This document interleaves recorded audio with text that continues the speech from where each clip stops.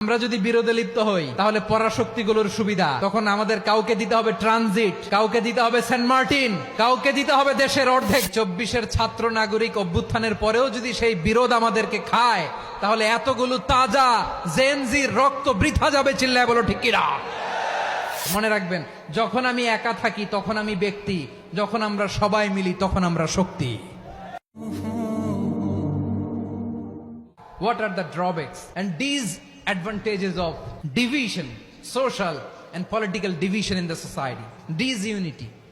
আমরা যদি বিচ্ছিন্ন হই, একে অপরের যদি মারামারি করি, একজন যদি আরেকজনের কাফের ফতোয়া দেয়, আমাদের কি ক্ষতি? এক নাম্বার ক্ষতি হচ্ছে আমরা যদি বিচ্ছিন্ন হই আমাদের শক্তি কমে যাবে, আমাদের পাওয়ার আমরা হারাবো। আমাদের কি হারাবো? পাওয়ার। মনে রাখবেন, যখন আমি একা থাকি তখন আমি ব্যক্তি, যখন আমরা সবাই মিলি তখন আমরা শক্তি। এই শক্তি নিয়ে আমাদের সামনে এগিয়ে যাওয়ার দরকার আছে না নাই?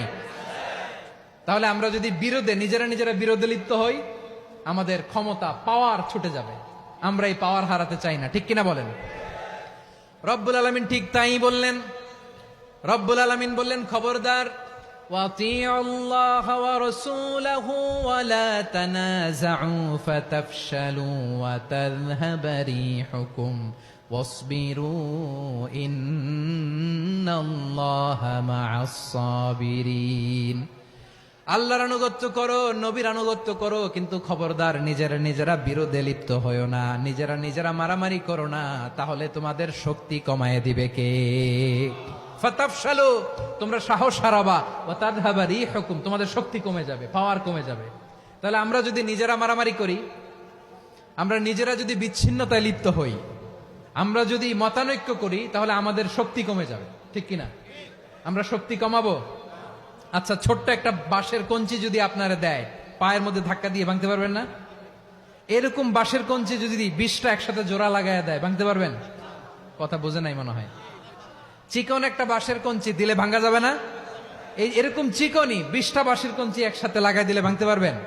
কারণ যখন আমি একা থাকি তখন আমি ব্যক্তি, যখন আমরা সবাই মিলি তখন আমরা শক্তি।